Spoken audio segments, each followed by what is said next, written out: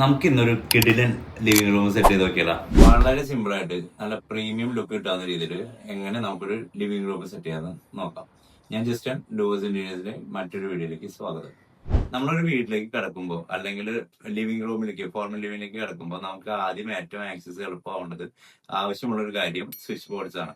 അതായത് ലൈറ്റിന്റെ കൺട്രോൾസും കാര്യങ്ങളും വരുന്നത്. അപ്പൊ പ്രത്യേകിച്ച് നൈറ്റ് ഒക്കെ വരും. അപ്പൊ നമ്മൾ ഏറ്റവും ആക്സസ് എളുപ്പമാവുന്ന രീതിയിൽ സ്വിച്ച് ബോർഡ്സ് നമ്മൾ അറേഞ്ച് ചെയ്തിരിക്കണം.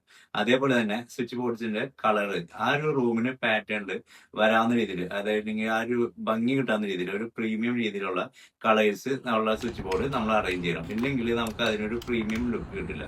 ഒരു ചെറിയൊരു ഐറ്റം ആണെങ്കിലും നമുക്കത് ഭയങ്കര ആയിട്ട് ഭംഗി തോന്നുന്ന ഒരു ഐറ്റമാണ്. ലിവിംഗ് റൂമിൽ കയറുമ്പോൾ അവിടെ ഒരു ഫോക്കൽ പോയിന്റ് നമ്മൾ ക്രിയേറ്റ് ചെയ്തിട്ടുണ്ടാവണം.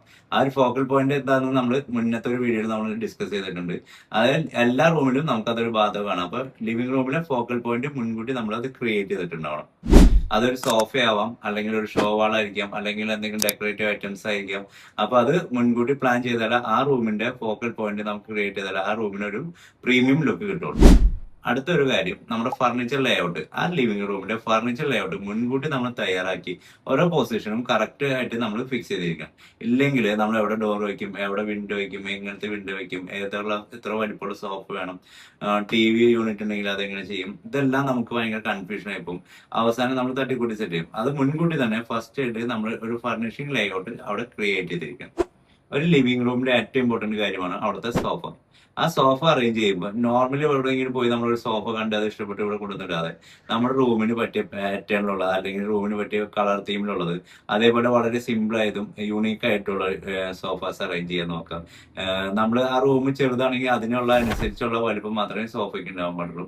വലിയ സോഫകൾ അറേഞ്ച് ചെയ്യാതെ നമ്മൾ സിമ്പിൾ ആയിട്ടുള്ള സോഫ അറേഞ്ച് ചെയ്ത് കഴിഞ്ഞ് കഴിഞ്ഞാൽ നമുക്ക് ആ റൂമിനെ നല്ലൊരു പ്രീമിയം ലുക്കിലേക്ക് നമുക്ക് മാറ്റിയെടുക്കാൻ പറ്റും. ഫർണിച്ചർ അറേഞ്ച് ചെയ്യുമ്പോൾ നമ്മൾ പ്രത്യേകിച്ച് ലിവിംഗ് റൂമിൽ സോഫ അല്ലെങ്കിൽ ടീപ്പോയ് തമ്മിലുള്ള ഗ്യാപ്പ്, അല്ലെങ്കിൽ മറ്റു ഫർണിച്ചർ തമ്മിലുള്ള ഗ്യാപ്പ് മിനിമം ഒരു 3 feet എങ്കിലും, അതായത് ഒരാൾക്ക് ഈസി ആയിട്ട് പാസ് ചെയ്ത് പോകാവുന്ന രീതിയിൽ മിനിമം ഒരു 3 feet എങ്കിലും നമ്മൾ അവിടെ ഗ്യാപ്പ് ഇട്ടിട്ടുണ്ടാവും. അതേപോലെ തന്നെ മറ്റൊരു കാര്യമാണ് നമ്മുടെ അവിടുത്തെ ലൈറ്റിംഗ് പ്രോപ്പർ ആയിട്ട് നമുക്കത് അറേഞ്ച് ചെയ്യണം. അത് നമുക്ക് ട്രാക്ക് ലൈറ്റോ വാളിന്റെ ഷോ ലൈറ്റ്സോ അല്ലെങ്കിൽ ഷാൻഡിയറോ എന്താണ് കൊടുക്കുന്നത്, നമുക്ക് ആ ഒരു ലിവിംഗ് റൂമിന് അനുയോജ്യമായ രീതിയിൽ നല്ലൊരു ലൈറ്റിംഗ് കിട്ടാവുന്ന രീതിയിൽ ലൈറ്റ്സ് അറേഞ്ച് ചെയ്യണം. ഇതേപോലെ ചെറിയ ചെറിയ കാര്യങ്ങൾ ശ്രദ്ധിച്ചാൽ നമ്മുടെ ലിവിംഗ് റൂമിനെ അല്ലെങ്കിൽ ഫാമിലി ലിവിങ്ങിനെ അല്ലെങ്കിൽ ഫോർമൽ ലിവിങ്ങിനെ നമുക്കൊരു പ്രീമിയം രീതിക്ക് ആക്കാൻ പറ്റുള്ളൂ. അപ്പൊ ഇങ്ങനത്തെ കാര്യങ്ങൾ ശ്രദ്ധിക്കണം. അതേപോലെ തന്നെ നിങ്ങൾക്ക് നല്ലൊരു ഡിസൈനർ കൂടി ഉണ്ടാവണം. അപ്പൊ ഇതേപോലെയുള്ള ഇൻഫോർമേറ്റീവ് വീഡിയോസ് ആയിട്ട് നമുക്ക് അടുത്ത വീഡിയോയിൽ കാണാം. എല്ലാവരും ഹാപ്പി ആയിട്ടിരിക്കുക. Thank you.